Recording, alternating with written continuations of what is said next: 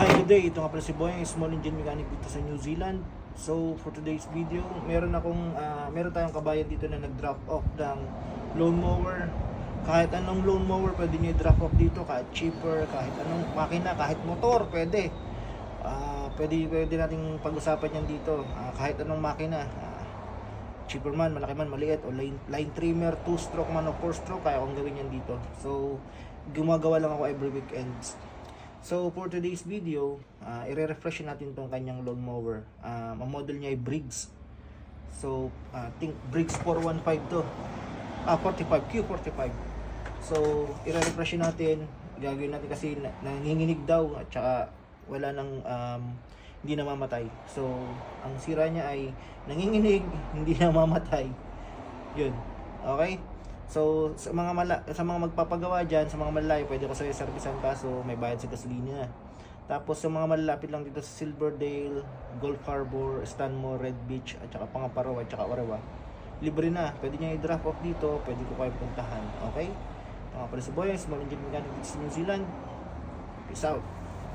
Muna ko na to.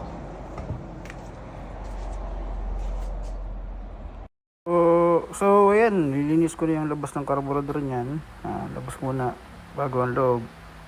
Tapos pagkatapos linisin, saka natin bubuksan ng carburetor. Ayan. Linisin muna natin, talagang madumi, talagang nakbayaan. So yan, pati yung mga body nilinis ko. Pati yung mga carburetor, yung air filter, linisin din yan. So sa makikita nyo, punong-puno na ng oil, oh. Grabe. So, wala tayong ilinisin ko na lang. Okay, let's go. So, I found out that the air filter is already improvised. It's like an improvised air filter, like a sponge that you can buy in Bunnings or Pack and Save. So we're gonna replace that if we can find the parts of this.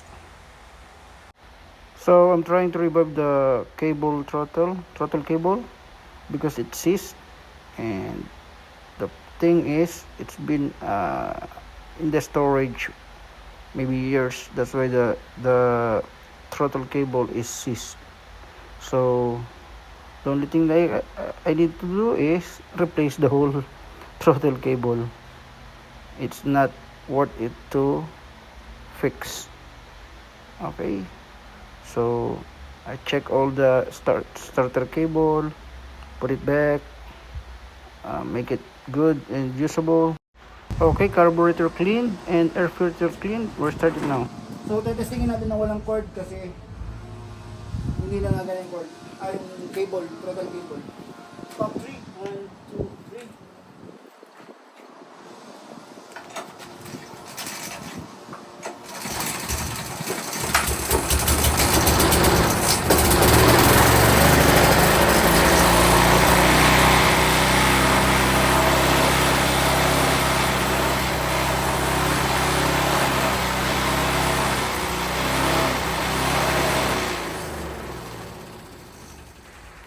So I found out that the engine is have a vibration too strong, and the thing is, I need to check underneath if the blades or the disc is not properly aligned. So I check it, it's still good, but the blade is not good anymore. So we need to replace also the blades. And I check the engine if there's a vibration or a loose the engine to the base of the lawnmower, and I check the tires, everything, and it's good. And the only thing that I found out, that's the shaft is loose, and that's the main problem of the lawnmower. So probably it's the bearings or the shaft of the engine.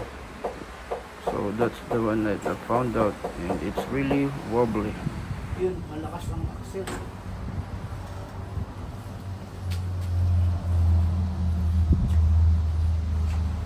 pa-starting ko, namamatay na to. Yung cable, throttle cable na lang talaga, hindi ko na may revive. Sobra ng kapit, okay?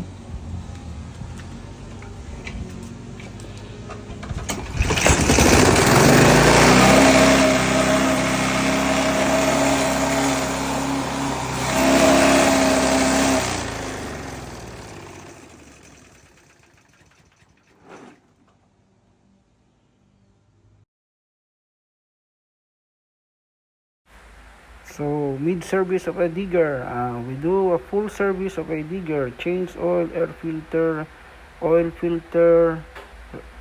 air filter residue, and fuel filter or diesel filter, and everything. Check the electrical wires.